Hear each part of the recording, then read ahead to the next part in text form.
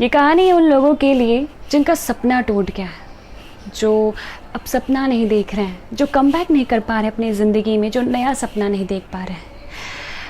यकीन मानिए आज की कहानी आपको बहुत प्रेरित करने वाली है। तो चलिए शुरुआत करते हैं हम आज की कहानी। आज की कहानी है एक 10 साल के लड़के की जो स्पेन में रहता है। वो एक दिन अपने माता पिता के पास जाता है और कहता है कि मम्मी पापा, मुझे स्पेन का मशहूर फुटबॉलर बनना है, मुझे मशहूर गोलकीपर बनना है स्पेन का। उस बच्चे को गोल कीपिंग करना बहुत पसंद था। जब माता पिता को ये पता चलता है तो अपने बच्चे के इच्छा को पूर्ण करने के लिए उसे भेज देते हैं फुटबॉल खेलने के लिए। एक दिन वो लड़का अपने कोच सर से कहता है कि सर आप देखिएगा, मैं इस स्पेन का सबसे मशहूर फुटबॉलर बनूंगा और यहाँ का सबसे मशहूर क्लब रियल मैड्रिड मुझे साइन करने के लिए आएगा।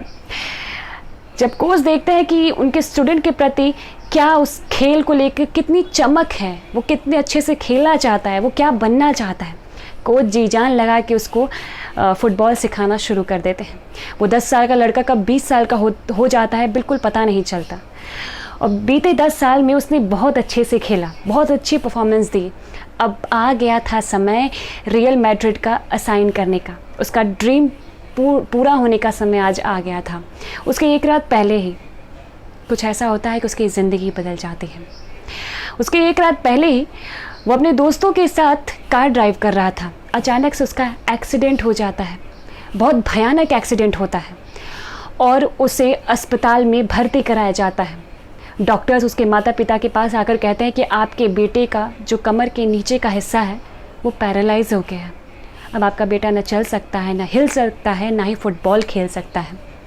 जब माता पिता ये सुनते हैं तो वो टूट से जाते हैं और बोलते हैं कि ये सारी बातें मैं अपने बच्चे को कैसे कहूँ। उसका एक ही तो सपना था इस जीवन में, उसे स्पेन का मशहूर फुटबॉलर बनना था।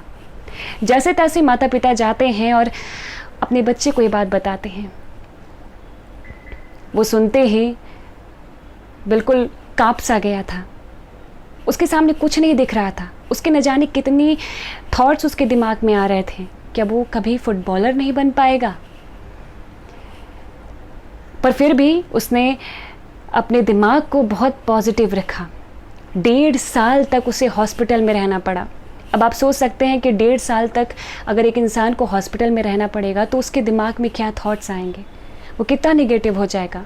लेकिन उसने पॉजिटिविटी बनाई। उसने अस्पताल में रहकर अपने समय को बिल्कुल यूटिलाइज़ किया एक अच्छे काम में।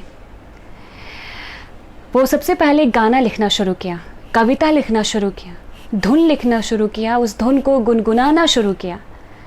अब आप देख सकते हैं कि जो स्पेन का फुटबॉलर बनना चाहता था अब वो एक सिंगर बनना चाहता है। कैसे उसने अपने माइंड को डाइवर्ट किया पूरी पॉजिटिविटी के साथ।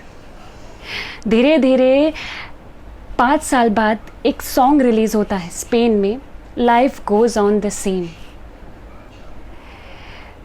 वो इतना पॉपुलर सॉन्ग हो जाता है और इस सॉन्ग को जिसने गाया था उसका नाम था जूलियो ग्लेसियस। जी हाँ, वही लड़का जो कभी स्पेन का फुटबॉलर बनना चाहता था, आज वो स्पेन का मशहूर गायक बन गया है।